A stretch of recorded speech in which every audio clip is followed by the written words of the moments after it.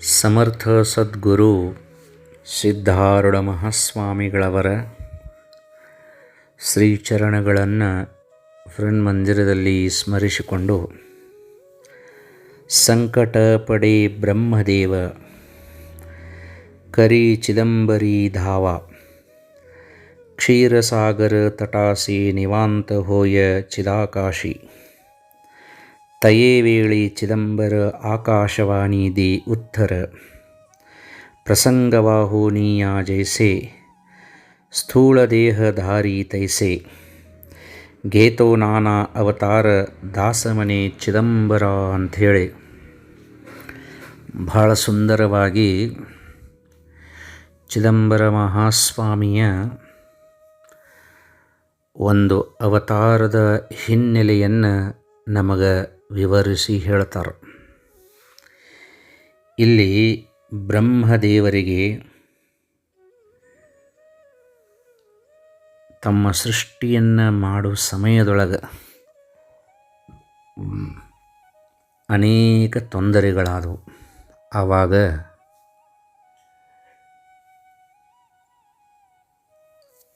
ಬ್ರಹ್ಮದೇವರು ಮಹಾವಿಷ್ಣುವಿಗೆ ಶರಣಾದರು. ಚಿದಂಬರ ರೂಪದಿಂದನ ಮಹಾವಿಷ್ಣು ಇದ್ದ ಅಂತ ಹೇಳ್ತಾರೆ. ಆ ಮಹಾವಿಷ್ಣು ಬ್ರಹ್ಮದೇವರಿಗೆ ವಚನವನ್ನು ನೀಡಿದ. ಒಂದು ಆತ್ಮಸ್ಥೈರ್ಯವನ್ನು ತುಂಬಿದ. ಏನಂತಂದರೆ, ಜಗತ್ತಿನೊಳಗೆ ನಾ ಅನೇಕ ರೂಪಗಳಿಂದ ತುಂಬಿದೆನು, ವಿಶ್ವವ್ಯಾಪಕನಾಗಿದ್ದೆನು. ಕಾಲಕ್ಕೆ ನಾನು ಸ್ಥೂಲ ದೇಹ ಧಾರಣೆಯನ್ನು ಮಾಡಿಕೊಂಡು ಬಂದು ನಿನ್ನ ಕಾರ್ಯವನ್ನು ಸುರಳಿತಗೊಳಿಸ್ತೇನೆ ಅಂತ ಬ್ರಹ್ಮದೇವರಿಗೆ ಚಿದಂಬರ ರೂಪದ ವಿಷ್ಣು ಆಶ್ವಾಸನೆಯನ್ನು ಕೊಟ್ಟಿದ್ದ ಅಂತ ಹೇಳ್ತಾರೆ. ಹಾಗಾಗಿ ಮತ್ಸ್ಯಾವತಾರ, ಕೂರ್ಮಾವತಾರ, ವರಾಹ, ನರಸಿಂಹ, ವಾಮನ, ಪರಶುರಾಮ, ರಾಮ, ಕೃಷ್ಣ ಹಿಂಗೆ ಅನೇಕ ಅವತಾರಗಳು ಭಗವಂತ ಧಾರಣೆಯನ್ನು ಮಾಡ್ಕೋತ ಬಂದ. ಅದೇ ರೀತಿಯಾಗಿ ಮುರುಗೋಡ ಅನ್ನುವಂತಹ ಪುಣ್ಯಕ್ಷೇತ್ರ ಬೆಳಗಾವಿ ಜಿಲ್ಲೆಯೊಳಗೆ ಬರುವಂತಹ ಬೈಲಹೊಂಗಲದ ಸಮೀಪ ಆ ಮುರುಗೋಡ ಪುಣ್ಯಕ್ಷೇತ್ರದೊಳಗೆ ಸಾಕ್ಷಾತ್ ಪರಶಿವನ ಅವತಾರ, ಮಹಾವಿಷ್ಣುವಿನ ಅವತಾರ, ತ್ರಿಮೂರ್ತಿಗಳ ಸಂಗಮ ಈ ಒಂದು ಚಿದಂಬರ ಮಹಾಸ್ವಾಮಿಯಲ್ಲಿ. ಚಿದಂಬರ ಮಹಾಸ್ವಾಮಿಯನ್ನು ಯಾರ ಭಕ್ತಿಯಿಂದ ಸ್ಮರಿಸಿದರೂ ಅವರ ಮನಸ್ಸು ವಿಶಾಲವಾಯಿತು. ಒಳಗಿದ್ದಂಥ ಸಂಕುಚಿತ ಮನೋಭಾವನೆಗಳು ಅಡಗಿದವು.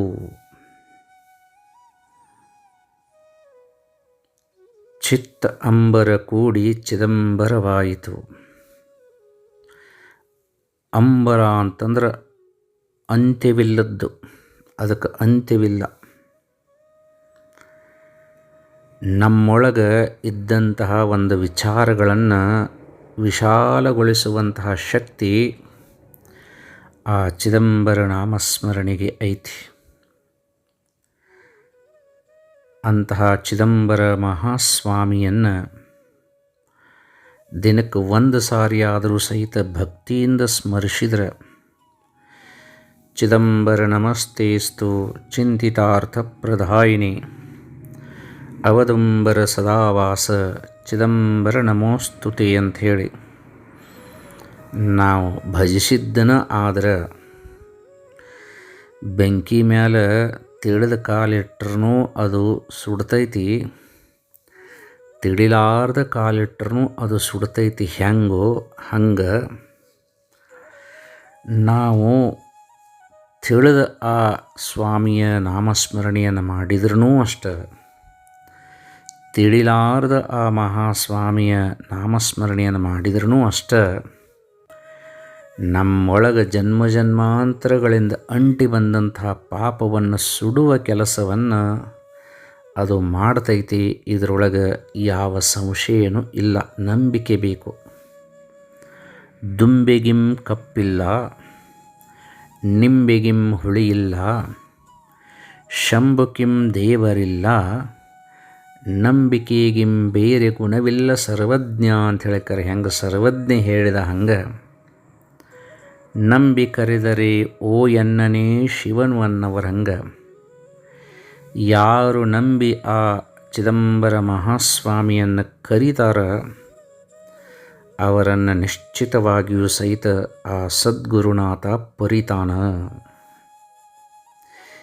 ನಾವು ಎಲ್ಲಿ ಕುಂತು ಸ್ಮರಣೆ ಮಾಡಿದರೂ ಸಹಿತ ಆ ಚಿದಂಬರ ಮಹಾಸ್ವಾಮಿಯ ಕೃಪಾದೃಷ್ಟಿ ನಿಶ್ಚಿತವಾಗಿಯೂ ನಮ್ಮ ಮೇಲೆ ಆಗತೈತಿ.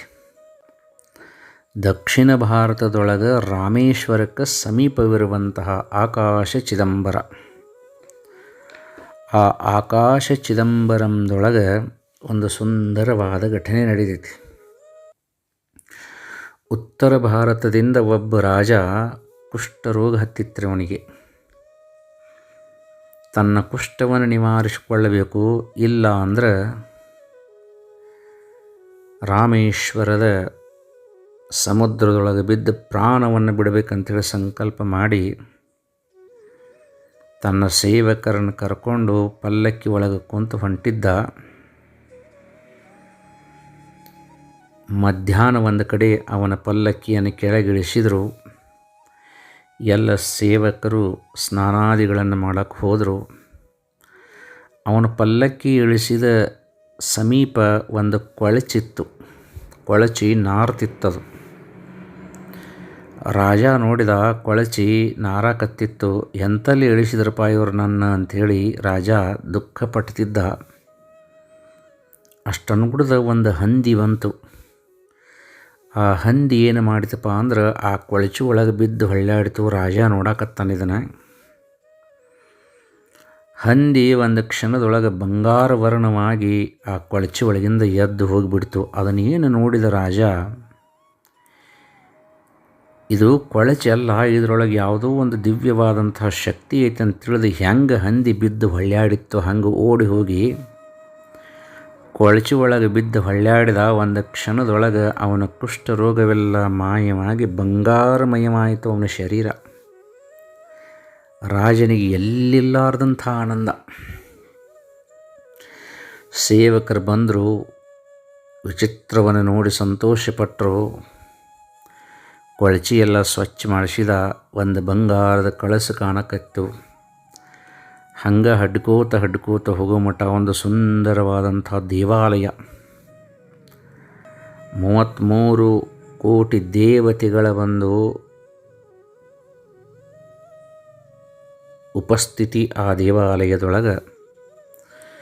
ಆದರೆ ಗರ್ಭಗುಡಿ ಒಳಗೆ ಮೂಲಪೀಠ ಖಾಲಿ ಐತಿ. ರಾಜನ ಸಂಕಲ್ಪ ಏನಪ್ಪ ಅಂದ್ರೆ, ನನ್ನ ಕಷ್ಟವನ್ನು ದೂರ ಮಾಡಿದಂತಹ, ಸಂಕಷ್ಟದಿಂದ ನನ್ನನ್ನು ಪಾರ ಮಾಡಿದಂತಹ ಈ ಪುಣ್ಯಕ್ಷೇತ್ರದೊಳಗೆ ಚಿದಂಬರಾಲಯ ಅಂತ ಬರೆದೈತಿ. ಆ ಚಿದಂಬರನ ಮೂರ್ತಿಯನ್ನು ನಾನು ಸ್ಥಾಪನೆ ಮಾಡಬೇಕಂತ ದೃಢವಾದ ಸಂಕಲ್ಪ. ಕರ್ಮಣ್ಯೇವಾಹಿಕಾರಸ್ತೆ ಮಾಫಲೇಶು ಕದಾಚನ ಅಂತ ಕೃಷ್ಣ ಭಗವಂತ ಹೇಳಿದಂಗೆ, ನೀ ಕರ್ಮವನ್ನು ಮಾಡ್ಕೋತ ಹೋಗಪ್ಪ, ಫಲಾಪೇಕ್ಷೆಯನ್ನು ಮಾಡಬೇಡ ಅಂತ ಹೇಳಿದಂಗೆ ರಾಜ ಸಂಕಲ್ಪ ಮಾಡಿದ, ಈ ಚಿದಂಬರ ಮಹಾಸ್ವಾಮಿಯ ಸ್ಥಾಪನೆ ಮಾಡಬೇಕಣ್ಣ ಅಂಥೇಳಿ. ಆವಾಗ ಎಷ್ಟೋ ದಿವಸ ಆದ್ರೂ ಸಹಿತ ಮೂರ್ತಿ ತಯಾರು ಮಾಡೋಕೆ ಬಂಗಾರ ಕಾಸ್ತಿದ್ದ, ಅಚ್ಚ ಮಾಡಿ ಎರಕ ಹೊಯ್ತಿದ್ದ. ಮೂರ್ತಿ ಮೂಡತ್ರಿಕೆಲ್ಲ ಒಡೆದ ಬಂಗಾರದ ರಸ ಕಡಿಕ ಹರಿದು ಹೋಗಿಬಿಡ್ತಿತ್ತು. 1 ಸರಿ 2 ಸರಿ ಎಲ್ಲ 99 ಸರಿ ಮಾಡಿದಂತ. ಮುಂದೆ ರಾಜಾಗ ಬಹಳ ದುಃಖ ಹತ್ತಿತು. ಇನ್ನು 100 ಸಾರಿ ಮಾಡಬೇಕಾಗಿತ್ತು, 100ನೇದ್ದು. ಇದು ಸಾರಿ ಚಿದಂಬರನ ಒಂದು ಮೂರ್ತಿ ಆಗಲಿಲ್ಲಪ್ಪ ಅಂದ್ರೆ ನಾ ಪ್ರಾಣವನ್ನು ತ್ಯಾಗ ಮಾಡ್ತೇನಂತ ಸಂಕಲ್ಪ ಮಾಡಿಬಿಟ್ಟ. ಅಷ್ಟನುಗುಡ್ದ ಒಬ್ಬ ಭಿಕ್ಷುಕ ಬಂದ, ಭವತಿ ಭಿಕ್ಷಾಂದೇಹಿ ಅಂದ. ರಾಜ ಭಿಕ್ಷೆಯನ್ನು ನೀಡಿದ. ಆ ಭಿಕ್ಷುಕ ಹೇಳ್ತಾನೆ, ನೋಡಪ್ಪ, ನಿನ್ನ ಚಿಂತೆ ದೂರವಾಗುವಂತಹ ಸಮಯ ಬಂದೈತಿ. ಇವತ್ತು ಮಧ್ಯರಾತ್ರಿ 12 ಗಂಟೆಗೆ ಒಬ್ಬ ಬ್ರಾಹ್ಮಣ ಬರ್ತಾನೆ. ಅವ ಏನು ಬೇಡ್ತಾನೋ ಅದನ್ನು ಕೊಟ್ಟು ಬಿಡು, ನಿನ್ನ ಇಚ್ಛಾ ಪೂರ್ಣ ಆಗ್ತೈತಿ. ನಿನ್ನೊಬ್ಬನ ಬಿಟ್ಟರೆ ಯಾರೂ ಇರಬಾರ್ದು ಅಂತ ಹೇಳಿಬಿಟ್ಟ. ರಾಜ ಎಲ್ಲಿಲ್ಲದಂತಹ ಸಂತೋಷ. ಎರಕ ಹಾಕಲಿಕ್ಕೆ ಬಂಗಾರವನ್ನು ಕಾಯಿಸಿ ಇಡಿಸಿ ಎಲ್ಲರನ್ನೂ ಹೊರಗೆ ಕಳಿಸಿದಾನ. ಒಳಗೆ ರಾಜ ಒಬ್ಬ ಕುಂತಾನ, ಚಿದಂಬರ ನಾಮಸ್ಮರಣೆ ಮಾಡ್ಕೋತ. ಒಬ್ಬ ಬಾಲಕ, 8 ವರ್ಷದ ಬಾಲಕ ಪ್ರತ್ಯಕ್ಷನಾದ ರಾಜನ ಮುಂದೆ. ರಾಜಾಗೆ ಏನು ತಿಳಿತೋ ಏನೋ, ಆ ಹುಡುಗನ ಕೈ ಹಿಡಿದು ಕರ್ಕೊಂಡೋಗಿ ಎಲ್ಲಿ ಕುಂಡ್ರಿಸಿದಪ್ಪ ಅಂದರೆ ಎಲ್ಲಿ ಮೂಲ ಪೀಠ ಖಾಲಿ ಇತ್ತೋ ಆ ಪೀಠದ ಮೇಲೆ ಕುಂಡ್ರಿಸಿದ. ಸಾಷ್ಟಾಂಗ ನಮಸ್ಕಾರ ಮಾಡಿದ. ನನಗೆ ಹೊಟ್ಟೆ ಭಾಳ ಹಸ್ದೈತಿ, ಏನಾದರೂ ತಿನ್ನಾಕ ಕೊಡು ಊಟಕ್ಕೆ ಅಂತ ಹೇಳಿತು ಆ 8 ವರ್ಷದ ಬ್ರಾಹ್ಮಣ ಬಾಲಕ. ರಾಜ ಅಂದ, ಸರ್ವಜ್ಞಾಗ ಇವನಿಗೆ ಪ್ರಸಾದ ಎಲ್ಲಿಂದ ಕೊಡ್ಬೇಕಂತ ಚಿಂತೆ ಮಾಡಕತ್ತಾನ. ಏನಿದ್ದನ್ನು ನೀಡ, ನನಗೆ ಹೊಟ್ಟೆ ಭಾಳ ಹಸ್ತೈತಂತಿ. ಹುಡುಗ ಬಾಯಿ ತೆಗೆದೈತಿ. ರಾಜ ಹೇಳ್ತಾನೆ, ಕಾದಿರುವಂತಹ ಬಂಗಾರದ ರಸವನ್ನು ಬಿಟ್ಟರೆ ಏನೂ ಇಲ್ಲ ಅಂದ. ಅದನ್ನು ನೀಡಂತ ಹೇಳಿಕರ ಬಾಯಿ ತಕ್ಕೊಂಡು ಕುಂತಿತ್ತು 8 ವರ್ಷದ ಬಾಲಕ. ಕಣ್ಣು ಮುಚ್ಚಿ ಮನಸ್ಸಿರಲಾರದ ಮನಸ್ಸಿನಿಂದ ರಾಜ ಕಬ್ಬಿಣದ ಒಂದು ಪಾತ್ರೆ ಒಳಗೆ ಕಾದಿರುವಂಥ ಬಂಗಾರದ ರಸವನ್ನು ಆ 8 ವರ್ಷದ ಬಾಲಕನ ಬಾಯಿಯೊಳಗೆ ಸುರಿತಾನ. ಜಗ್ಗಂತ ಬೆಳಕು ಬರ್ತೈತಿ. ಚಿದಂಬರ ಮಹಾಸ್ವಾಮಿಯ ಬಂಗಾರದ ನಟರಾಜನ ಮೂರ್ತಿ ತಯಾರಾಗೈತಿ. ಅಂತಹ ಪುಣ್ಯಕ್ಷೇತ್ರ. ಆ ಪುಣ್ಯಕ್ಷೇತ್ರದೊಳಗೆ ಮಾರ್ಥಾಂಡ ದೀಕ್ಷಿತರು ಪುತ್ರನನ್ನು ಪಡಿಬೇಕನ್ನುವಂತಹ ಸಂಕಲ್ಪ ಮಾಡಿಕೊಂಡು ಘೋರವಾದಂಥ ಒಂದು ಅನುಷ್ಠಾನವನ್ನು ಮಾಡಕತ್ತಾರೆ. ದಿನಕ್ಕೆ ಅರ್ಧ ವಾಟಿ ಕರ್ಕಿ ರಸ ಕುಡಿದು ಹಗಲಿ ರಾತ್ರಿ ತ್ರಿಕಾಲ ಪೂಜೆಯನ್ನು ಮಾಡಕತ್ತಾರೆ. ಒಂದು ದಿವಸ ಮಧ್ಯರಾತ್ರಿ ಅವರ ಭಕ್ತಿಗೆ ಮೆಚ್ಚಿದಂಥ ಸಾಕ್ಷಾತ್ ಚಿದಂಬರ ಮಹಾಸ್ವಾಮಿ ಅವರಿಗೆ ದರ್ಶನವನ್ನು ಕೊಟ್ಟ. ಅವರ ದರ್ಶನದಿಂದ ಸಂತುಷ್ಟರಾದಂಥ ಮಾರ್ಥಾಂಡ ದೀಕ್ಷಿತರ ಕಣ್ಣಿನಿಂದ ಆನಂದ ಬಾಷ್ಪಗಳ ಸುರಿಯಕತ್ತಾವ. ಮಹಾಸ್ವಾಮಿಯ ಶ್ರೀಚರಣಗಳನ್ನು ಕಣ್ಣೀರಿನಿಂದ ಅಭಿಷೇಕ ಮಾಡಿದ್ದಾರೆ. ಚಿದಂಬರ ಮಹಾಸ್ವಾಮಿ ಕೇಳ್ತಾನೆ, ನಿನಗೆ ಏನು ವರ ಬೇಕು ಅಂತ ಹೇಳ್ಯಾರ. ನನಗೆ ಯಾವ ವರಾನೂ ಬೇಡ, ನಿನ್ನ ದರ್ಶನವಾದ್ರೆ ಮುಗೀತು ಅಂತ ಹೇಳ್ತಾರೆ ಮಾರ್ಥಾಂಡ ದೀಕ್ಷಿತರು. ಅಲ್ಲಪ್ಪ, ಮಗ ಬೇಕಂತ ಹೇಳ್ಯಾರ, ತಪಸ್ಸು ಮಾಡಿದ್ದಿ, ಅಂಥ ಮಗ ಬೇಕು ಕೇಳೋ ಅಂತಂತಾನ ಚಿದಂಬರ ಮಹಾಸ್ವಾಮಿ. ಆವಾಗ ಮಾರ್ಥಾಂಡ ದೀಕ್ಷಿತರು ಹೇಳ್ತಾರೆ, ಎಂಥ ಮಗ ಬೇಕಂಥೇಳಿ ಯಾಕೆ ಕೇಳ್ತಿದ್ದಿ? ನೀನು ನನಗೆ ಮಗ ಆಗಿ ಬಾ ಅಂತ ಹೇಳ್ಯಾರ. ವರವನ್ನು ಬೇಡಿದಂಥ ಪುಣ್ಯಾತ್ಮರು ಮುರುಗೋಡದ ಮಾರ್ಥಾಂಡ ದೀಕ್ಷಿತರು ಲಕ್ಷ್ಮೀ ಮಾತೆ ಮತ್ತು ಮಾರ್ಥಾಂಡ ದೀಕ್ಷಿತರ ಪುಣ್ಯ ಗರ್ಭದೊಳಗೆ ಆಕಾಶ ಚಿದಂಬರಂ ನೆಲೆಸಿರುವಂತಹ ಚಿದಂಬರನ 8 ವರ್ಷದ ಬಾಲಕನಾಗಿ ಜನ್ಮವನ್ನು ತಾಳಿದ. ಅಂತಹ ಮಹಿಮಾ ಪುರುಷ ಚಿದಂಬರ ಮಹಾಸ್ವಾಮಿ.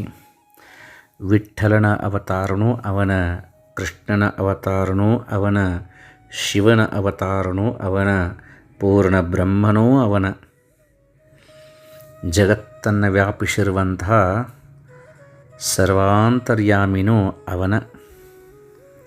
ನಮ್ಮೆಲ್ಲರ ಮನಸ್ಸನ್ನು ವಿಶಾಲಗೊಳಿಸುವಂತಹ ಪರಮಾತ್ಮನ ಆ ಮುರುಗೋಡದ ಚಿದಂಬರ ಮಹಾಸ್ವಾಮಿ. ಬ್ರಾಹ್ಮಣ ಆನಂದೇ ದೀಕ್ಷಿತಾಚೆ ಪುಡೆ ವಾಟಿತಾತಿ ಪೇಡೆ ಹರ್ಷಕರೋಣಿ ವಾಟಿತೆ ಸರ್ವಾಣಿ ಮಿಳಾಲೆ ಬಹುತ ಧಾವೋನಿಯಾ ಏತ ಆನೀಕ ಮಾಗೆ ನಾಹಿ ಮನೋನಿಯಾ फिरती माघारे ते चिदंबर खेळ आहोता मने तयालागी देतो मी बहुत घेऊनी वाटित दगडगुंडे ठेवो जाता करी पेडे ते होता ते ಆಶ್ಚರ್ಯ ಕರಿತಿ ಸರ್ವಜನ ಅಂತ ಹೇಳ್ತಾರೆ. ಚಿದಂಬರ ಮಹಾಸ್ವಾಮಿ ಆಟ ಆಡ್ಕೋತ ತನ್ನ ಸಂಗಡಿಗರಿಗೆ ಪೇಡೆ ಹಂಚ್ತಿದ್ದಂತೆ. ಚಿದಂಬರ ಮಹಾಸ್ವಾಮಿ ಪೇಡೆ ಹಂಚುವಂತಹ ಸಮಯದೊಳಗೆ ಪೇಡೆ ಖಾಲಿ ಆದವು, ನಮಗೆಲ್ಲಿಂದ ಕೊಡ್ತಿ ಪೇಡೆ ಅಂತ ಕೇಳಿದಾಗ ಸಣ್ಣ ಬೆನಚ ಕಲ್ಲು ಆರಿಸಿಕ್ಯಾರ ಹುಡುಗರ ಕೈಯಾಗ ಕೊಟ್ರೆ ಅದು ಪೇಡೆ ಆಗತ್ತಿತ್ತಂತ. ಇಡೀ ಊರು ಜನ ಬಂದಕ್ಯಾರ ತೃಪ್ತಿಯಾಗೋ ಹಂಗೆ ಚಿದಂಬರ ಮಹಾಸ್ವಾಮಿಯ ಹಸ್ತದಿಂದ ಪೇಡೆ ತಿಂದರು. ಚಿದಂಬರ ಮಹಾಸ್ವಾಮಿಯ ಸ್ಪರ್ಶ ಮಾತ್ರದಿಂದ ಕಲ್ಲು ಪೇಡೆ ಆತಂದ ಮೇಲೆ ವಿಚಾರ ಮಾಡಬೇಕು. ಎಂತಹ ಒಂದು ವಿಶೇಷವಾದಂಥ ಅವತಾರ ಆ ಸದ್ಗುರುನಾಥ ಚಿದಂಬರ ಮಹಾಸ್ವಾಮಿಯದು ಇರಬಹುದು ಅಂತ. ಹರಿಹರ ಐಕ್ಯವ ಬೋಧಿಪಗೆ ಸರಸ್ವತಿ ಸಾವಿತ್ರೀಶನಿಗೆ ವರಭಜಿತವ ರುದ್ರಾಕ್ಷಿಯ ಗಿಂಡಿಯ ಧರಿಸಿದ ಸಾಂಬ ಚಿದಂಬರಗೆ ಅಂತ ಹೇಳ್ಯಾರ. ಚಿದಂಬರ ಮಹಾಸ್ವಾಮಿಯನ್ನು ಬಹಳ ಸುಂದರವಾಗಿ ಗುಣಗಾನಗೈದರು.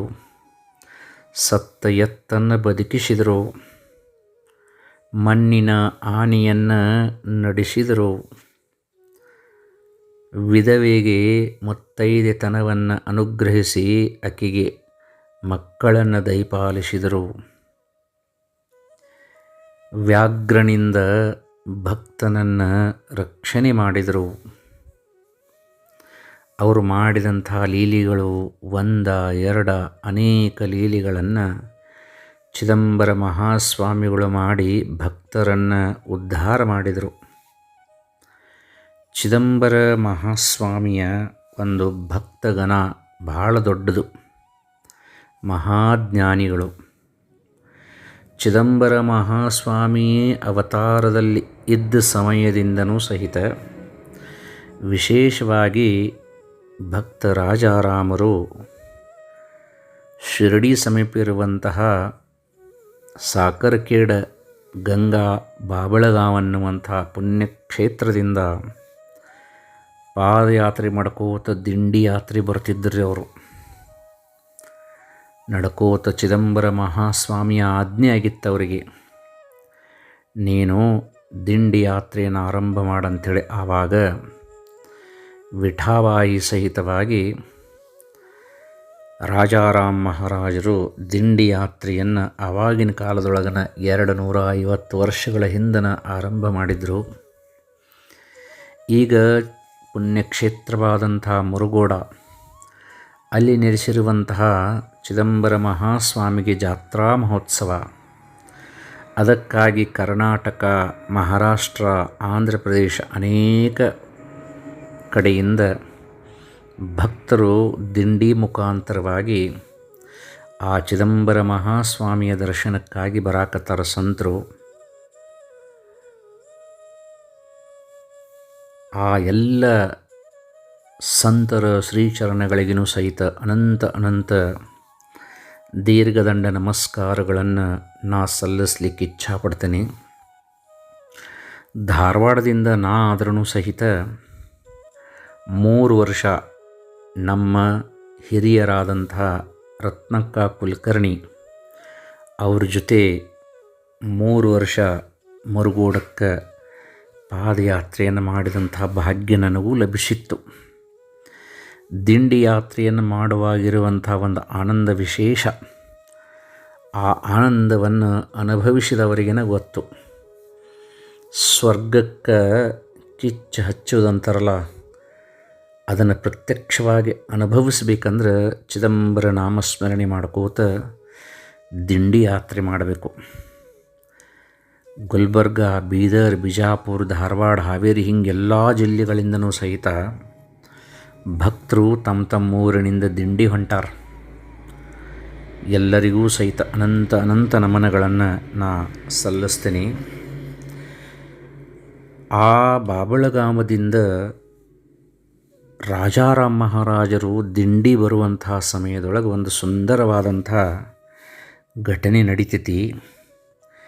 ಚಿದಂಬರ ಈಶ್ವರ ಸೃಷ್ಟಿವರಿ ಅವತಾರ, ಯಾತ್ರಾ ಮಿಳೋನಿ ಅಪಾರ, ಲಹಾನ ಥೋರ ನಾರೀನರ, ಹೋತಿ ನಾನಾ ಚಮತ್ಕಾರ, ಲೀಲಾಧಾವಿ ಚಿದಂಬರ, ದಾಸಮನೆ ದಿಗಂತರ, ಕೀರ್ತಿ ಕಳಲಿ ಲಹಾನ ಥೋರ ಅಂತ ಹೇಳ್ಯಾರ.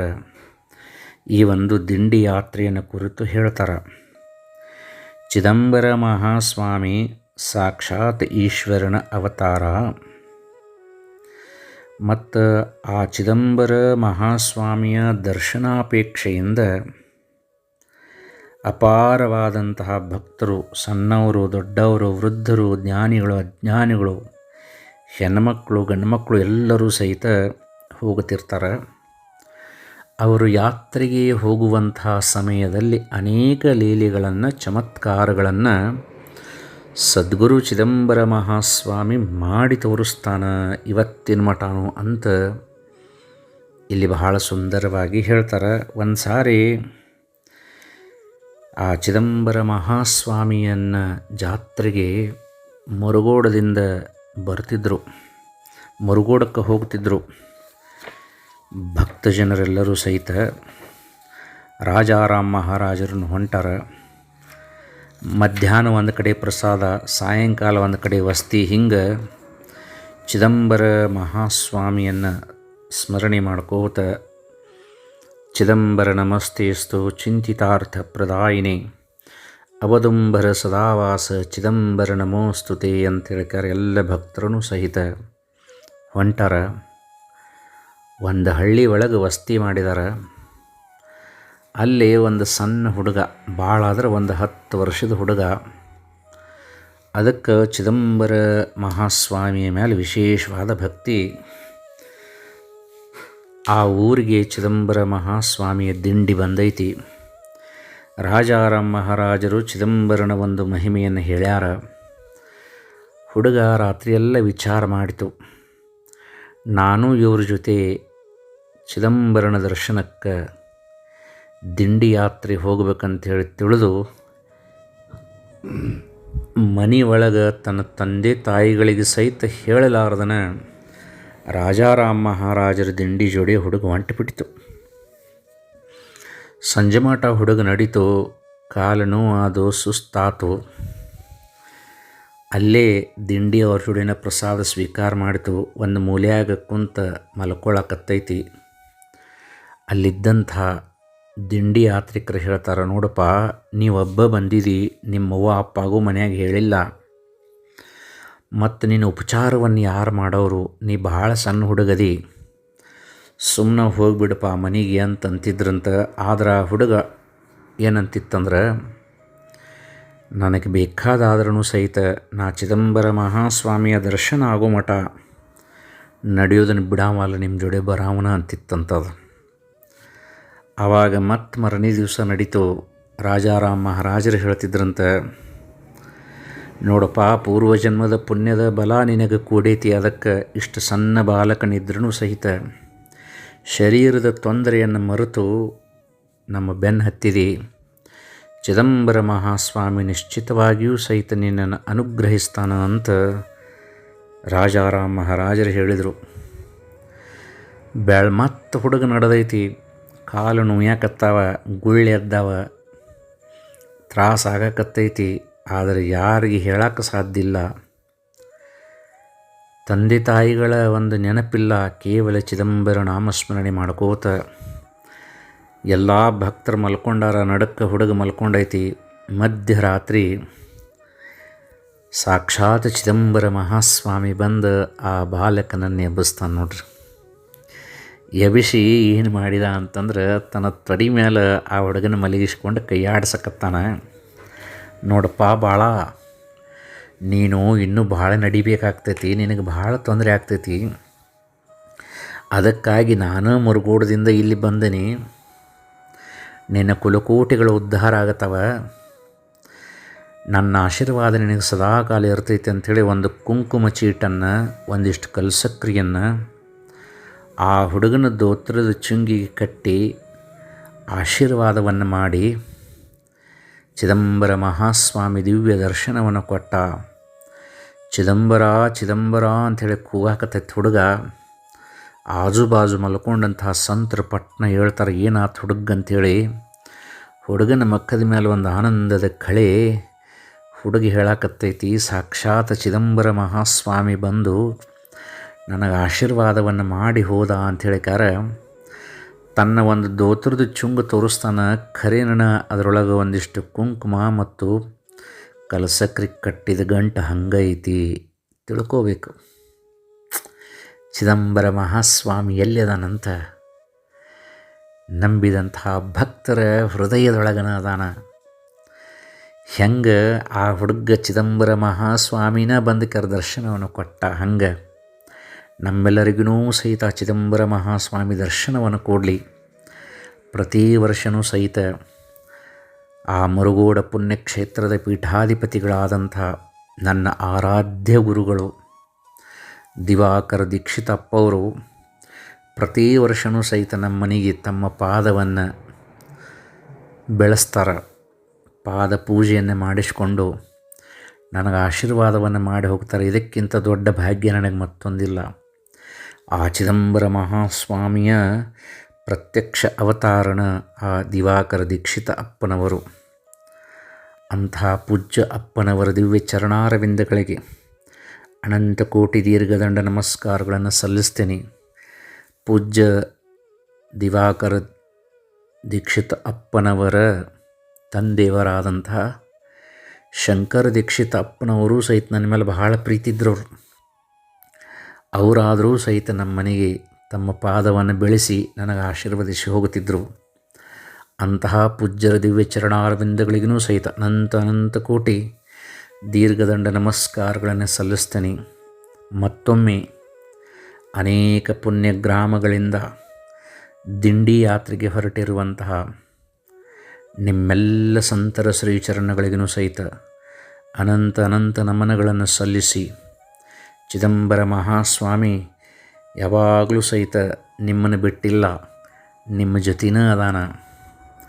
ಮತ್ತೊಮ್ಮೆ ಮುಖ್ಯವಾಗಿ ನಮ್ಮ ಅರುಣ್ ದೇಸಾಯಿ ಗುರುಗಳು, ಅವರೂ ಸಹಿತ ಮಹಾನ್ ಜ್ಞಾನಿಗಳು.